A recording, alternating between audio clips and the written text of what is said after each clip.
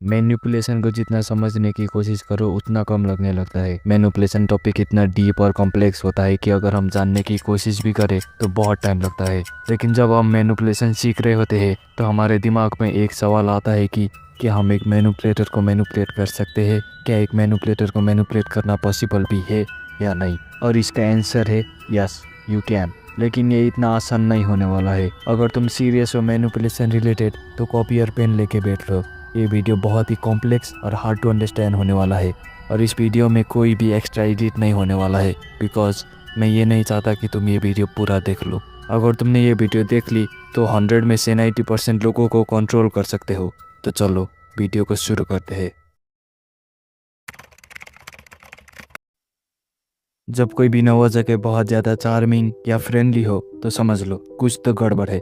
अब तुम्हें क्या करना है वो बताता हूँ। उनके चार्म को मिरर करो, यानी तुम भी इक्वली पोलाइट, काम और इम्प्रेसिव बनो ताकि उन्हें लगे कि तुम इजीली मैनिपुलेट हो जाओगे। लेकिन अंदर ही अंदर अलर्ट रहो। उनके हर लाइन, एक्सप्रेशन और मूव को एब्जॉर्ब करो। जैसे कि वो कहेंगे you are so smart, only you can understand me. ये सब मैनिपुलेशन टेक्निक हो सकते हैं। तुम भी चार्म यूज़ करो, लेकिन थोड़ा स्ट्रेटेजिक तरीके से। जैसे कैजुअली कहना, वाह तुम तो हर किसी को इम्प्रेस करने का टैलेंट रखते हो। इससे उससे लगेगा कि तुम मैनिपुलेट हो रहे हो। उनको अंडर एस्टिमेट करने दो।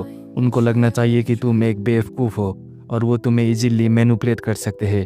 लेकिन तुम्हें उनके पैटर्न्स को समझना पड़ेगा और ये समझो कि कौन से मोमेंट पे वो ओवर फ्रेंडली होते हैं और कौन से मोमेंट पर नहीं। इस तरह तुम्हें परफेक्ट मोमेंट का इंतज़ार करना है, कब वो गलती करेगा और तुम्हें बिट्रे करने का चांस मिलेगा।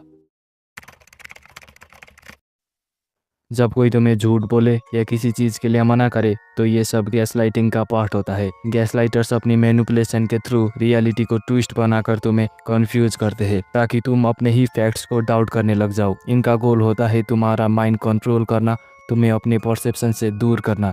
ये कहीं पर भी हो सकता है, text, phone call, in real life, everywhere. इसीलिए तुम्हें स्मार्ट बनना पड़ेगा। वो जो बोले तुम्हें हर चीज़ याद रखनी पड़ेगी, क्योंकि वो तुम्हें पहले एक चीज़ बोलेंगे फिर वही चीज़ को दूसरे तरीके से बोलकर तुम्हें कंफ्यूजन में डाल देंगे। इसलिए वो जो भी बात बोलेंगे उसका स्क्रीनशॉट, नोट्स या दिमाग पर याद कर लो। बेसिकली तुम्हें सभी इंफॉर्मेशन को गैदर करना है। कॉन्वर्सेशन को सेव रखो, चाहे टेक्स्ट हो या फ़ोन कॉल्स। इनका गोल होता है तुम्हारा माइंड कंट्रोल करना और तुम्हें अपने परसेप्शन से दूर करना। लेकिन चिंता मत करो, तुम्हारे पास एक मेंटल वेपन है। ये वेपन हमेशा उनके अगेंस्ट काम करेगा। जब वो तुम्हें गैसलाइटिंग करने लगे या कोई झूठ बोले तो पोकर फेस बनाकर बोलो कि पहले तो तुमने कुछ और बोला था, फिर अब कुछ बोल रहे हो।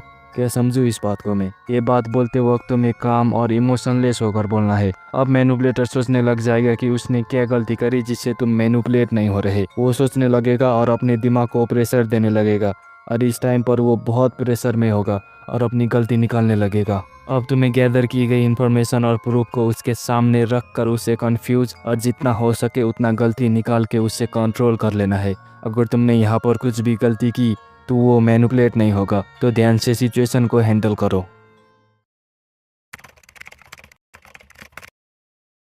ज़्यादातर मैनिपुलेटर सेल्फ ऑब्सेस होते हैं। वो लोग अपनी ईगो को अपनी सबसे बड़ी स्ट्रेंथ समझते हैं, लाइक अ नार्सिसिस्ट। लेकिन ये उनका वीकनेस है। जब कोई अपनी ही दुनिया में घूम रहा हो तो उसकी ईगो को मैनिपुलेट करना आसान हो जाता है। लाइक मैं तुम्हें एक एग्जांपल के साथ बताता हूँ। राजा के टाइम में राजा के मंत्री लोग हमेशा उनके साथ रहते थे, उनकी तारीफ किया करते थे। लाइक आज के टाइम में नेपाल में जो लीडर्स है, प्राइम मिनिस्टर, ये लोग एक टाइम में राजा के नौकर हुआ करते थे। उन्होंने राजा के साथ रहकर राजा को बिट्रे किया और खुद लीडर के पोजीशन में बैठे। तुम्हें पता है या नहीं, लेकिन नेपाल के प्राइम मिनिस्टर को कोई भी पसंद नहीं करता, फिर भी वो टॉप लीडर है। That's the power of manipulation. Basically उन्होंने राजा के ईगो को प्यार से और तमीज़ से खाना दिया। जो उन्हें सुनने का मन था वही सुनाया। तो तुम्हें भी मैनिपुलेटर को ऐसा ही करना है। उनकी ईगो को कॉम्प्लीमेंट दो, लेकिन कैजुअल तरीके से। लाइक आप तो बहुत टैलेंटेड हो, कोई आपके लेवल का हो ही नहीं सकता। ये कमेंट उनके डिफेंस को लोअर करेगा और तुम्हें उनका अटेंशन मिल जाएगा। जब उनका गार्ड डाउन हो, बातें अपनी तरफ से रिडायरेक्ट करो और अपना काम निकालने की कोशिश करो। जैसे कि आपको तो ये करना चाहिए, आप ही इस सिचुएशन को सबसे अच्छे तरीके से हैंडल कर सकते हो। अब उनको लगेगा कि उन्होंने तुम्हारे लिए कुछ बड़ा किया है, जबकि असली फ़ायदा तुम्हें होगा। उनको ये सोचने देना है कि उनकी मदद तुम्हारा बेनिफिट नहीं बल्कि उनका ही फ़ायदा है। तुम उन्हें अपनी तरह से थोड़ा और बड़ा बना दो और फिर अपने गोल्स को उनके ईगो के थ्रू अचीव करने की कोशिश करो। आपको अगर ये करना है तो मैं आपके साथ हूँ। आप जो करेंगे मैं हमेशा आपका सपोर्ट करूँगा। उनको ये लगना चाहिए कि उनकी मदद से तुम्हारा सक्सेस उनकी ही ग्रेटनेस को शो करता है। उनकी ईगो को समझो और अपनी गेम को उनके ईगो के अराउंड सेट करो। जैसे आपके जैसा इंसान तो हर किसी को इंस्पायर कर सकता है। ये लाइन उनको अपने आप पे प्राउड फील करवाएगी, जबकि तुम अपने एजेंडा को साइलेंटली पीछे कर रहे हो। उनका ईगो उनकी सबसे बड़ी वीकनेस है। अगर तुम उनका ईगो बूस्ट करते हो तो उनको अपने आप के ऊपर काफ़ी कंट्रोल मिलता है, लेकिन असली पावर तुम्हारे पास होती है। इस स्ट्रेटजी से मैनिपुलेटर का गेम तुम्हारे कंट्रोल में आ जाता है और वो अपनी ईगो को तुम्हारे फ़ायदे के लिए यूज़ करते हुए तुम्हारा मोहरा बन जाता है। तुम्हारे मूव्स को वो अपनी जीत समझकर करेंगे, जबकि असली गेम तुम्हारा होता है।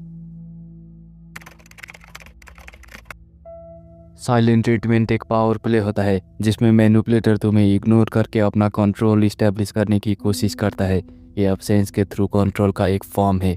जब तुम उनसे बात नहीं करते तो वो सोचने लगते हैं कि तुम्हारे लाइफ में उनका डोमिनेंस चल रहा है। तुम्हारे इमोशन को डिस्टर्ब करना उनका गोल होता है, इसीलिए तुम्हें साइलेंस में अपनी पावर दिखाना है। अनबोदर रहो, जैसे उनका साइलेंट ट्रीटमेंट से तुम्हारे मूड पे कोई फ़र्क ना पड़े। तुम्हें उनका साइलेंस इफेक्ट नहीं करना चाहिए। तुम अपनी दुनिया में शांति से रहो, इंडिफरेंट रहो, जैसे उनका साइलेंट ट्रीटमेंट तुम्हें टच नहीं कर रहा हो। तुम्हारा पीस और मेंटल स्टेट उनके गेम से आउट ऑफ देयर रीच होना चाहिए। चेज मत करो। उन्होंने तुम्हें साइलेंट ट्रीटमेंट दिया है तो उन्हें फर्स्ट मूव करने दो। अगर तुम उनका अटेंशन चाहते हो तो उन्हें अपनी वैल्यू समझने दो कि तुम उनके साइलेंट ट्रीटमेंट से डिस्टर्ब नहीं होते। Let them wonder why you don't care. तुम्हारा इंडिफरेंस उनकी कंट्रोल को तोड़ने वाला वेपन बन सकता है। जब वो साइलेंट ट्रीटमेंट दे तुम अपने एक्शन को कम्प्लीटली अनइफेक्टेड दिखाना। उनके एब्सेंस को इग्नोर करो और अपने रूटीन को नॉर्मल तरीके से फॉलो करो। अपनी पीस को वैल्यू करो। तुम जो सिचुएशन फेस कर रहे हो वो तुम्हारी पीस को डिस्टर्ब करना चाहते हैं, लेकिन तुम अपने माइंड को स्ट्रांग और स्टेडी रखो। जब तुम अनबोदर रहोगे तो उनका साइलेंट ट्रीटमेंट उनको ही आइसोलेशन और फ्रस्ट्रेशन का एहसास दिलाएगा। तुम्हारे एब्सेंस से उनकी पावर बढ़ सकती थी, लेकिन तुम्हारी प्रेजेंस का एब्सेंस उनके गेम को पूरा का पूरा धुन में डाल सकता है। इस स्ट्रेटजी में साइलेंट ट्रीटमेंट को अपनी स्ट्रेंथ बना लो। तुम्हारे अंदर जो काम और मेंटल पीस है वो उनके कंट्रोल टैक्टिक्स को डिस्ट्रॉय कर देगा। जब वो देखेंगे कि तुम उनका साइलेंस इग्नोर कर रहे हो तो उन्हें मेंटल डिफीट का एहसास होगा, क्योंकि उनका इमोशनल वेपन इनइफेक्टेड हो गया है। गैसलाइटिंग का मेन पर्पस होता है तुम्हें अपने ही रियलिटी से डाउट करना, तुम्हारे सैनिटी को क्वेश्चन करना और तुम्हारे माइंड को कंफ्यूज करना।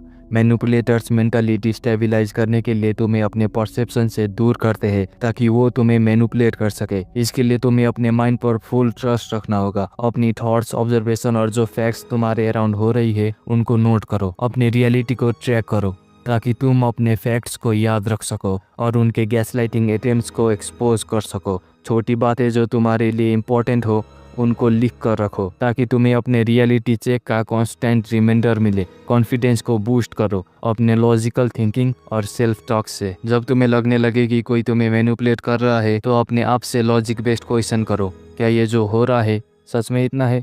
क्या मुझे अपने सैनिटी पर डाउट करना चाहिए? अपने माइंड को पॉजिटिव और लॉजिकल थिंकिंग में रखने की कोशिश करो। तुम्हारा सेल्फ एश्योरेंस तुम्हें मेंटली स्ट्रांग बनाएगा। उनकी रियलिटी को सबके पॉइंट पर लाने का पावरफुल तरीका है अपना इमोशनल स्टेबिलिटी और कंसिस्टेंसी मेंटेन करना। अपने थॉट्स को कंसिस्टेंट रखो। तुम जब अपने माइंड को स्टेडी रखोगे तो उनका अटेम्प्ट तुम्हें मेंटली डिस्टर्ब करने का फेल होगा। तुम जो भी बोल रहे हो उसमें लॉजिकल कंसिस्टेंसी रखो। जब तुम हर वक्त अपने फैक्ट्स पर स्टैंड करो वो अपने लाइज और गैसलाइटिंग के बीच कंफ्यूज्ड हो जाएंगे। इमोशनली अनस्टेबल रहो। तुम्हारी मेंटल रिजिलियंस तुम्हारे बिगेस्ट वेपन बन जाएगी। जब वो तुम्हें तुम्हारे सैनिटी पर डाउट करने की कोशिश करे तुम उनको अपने कामनेस से अनप्रिडिक्टेबल और मेंटली स्ट्रांग दिखाना। तुम उनके गैसलाइटिंग टैक्टिक्स को चैलेंज करने के लिए इमोशनल स्टेबिलिटी को मेंटेन रखो। मुझे अपनी रियलिटी पे पूरा ट्रस्ट है। अगर तुम्हें लगता है कि ये गलत है तो वो तुम्हारा परसेप्शन है। अपनी सेल्फ टॉक को स्ट्रांग रखो। जब भी उनका मैनिपुलेशन तुम्हें डाउट में डाले, अपने आप को रिमाइंड करो कि तुम अपने माइंड के मास्टर हो। वो तुम्हें अपने रियलिटी से डिस्ट्रैक्ट करने की कोशिश करेंगे, लेकिन जब तुम अपनी लॉजिकल और इमोशनल कंसिस्टेंसी दिखाओगे तो वो अपने ही गेम में फंस जाएंगे। इस स्ट्रेटजी का मेन पॉइंट ये है कि तुम अपने परसेप्शन को सॉलिड रखो और उन्हें मेंटली अनस्टेबल बना दो। जब तुम कंसिस्टेंटली काम, लॉजिकल और इमोशनली स्टेडी रहोगे तो तुम उनको अपने गेम में साइकोलॉजिकली डिफीट कर पाओगे।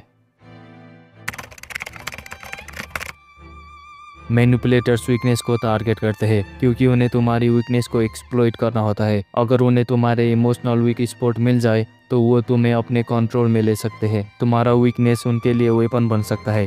इसके लिए तुम्हें अपने इमोशनल रिजिलियंस को बूस्ट करना पड़ेगा। ये तुम्हारे माइंड को स्ट्रॉन्ग और अनशेकेबल बनाता है। थेरेपी या काउंसलिंग तुम्हें इमोशनल सपोर्ट दे सकती है जो तुम्हारे इनर स्ट्रेंथ को ग्रो करेगा। माइंडसेट को स्ट्रांग रखो। अपने मेंटल हेल्थ पर काम करना तुम्हें इमोशनली इंडिपेंडेंट और सेल्फ सफिशिएंट बना देगा। ओवर शेयरिंग से बचना।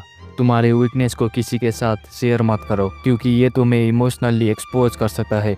जब तुम अपने इमोशंस को ओवर एक्सपोज करते हो तो तुम अपनी प्रोटेक्शन को ख़त्म कर देते हो। मैनिपुलेटर्स को अपनी फेक वीकनेस दिखाओ लेकिन असली वीकनेस को प्रोटेक्ट करो। तुम्हें अपनी रियल वीकनेस को शील्ड करना है और फेक वीकनेस दिखानी है जो मैनिपुलेटर्स को मिसलीड करे। जब तुम अपने फेक वीकनेस को रिवील करते हो तो वो मैनिपुलेटर्स को कंफ्यूज कर देते हैं और वो अपनी एनर्जी उन पे वेस्ट करते हैं, जबकि असली वीकनेस तुम हिडन रखे हो। तुम्हारी असली वीकनेस प्रोटेक्ट करो, उनको दूसरों के सामने एक्सपोज करो। ये तुम्हारा अल्टीमेट प्रोटेक्शन है। अपनी इमोशनल बाउंड्रीज को मेंटेन करो और अगर वो कोई वीकनेस टारगेट करते हैं तो तुम उनको स्ट्रेटेजिकली मिसलीड कर सकते हो। तुम उन्हें अपनी इमोशनल स्टेट के बारे में कंफ्यूज करो। तुम उन्हें अपने इमोशनल स्टेट के बारे में कंफ्यूज करते रहो और जब तक उनके पास तुम्हारी असली वीकनेस ना हो तुम उनका कंट्रोल तोड़ते रहोगे। अपनी वीकनेस को हाइड करना तुम्हारे लिए आर्मर है। अगर तुम अपनी वीकनेस को स्ट्रेटेजिकली हाइड कर पाओगे तो वो तुम्हारे ऊपर कभी भी कंट्रोल नहीं पा सकते। इस स्ट्रेटेजी का मेन गोल ये है कि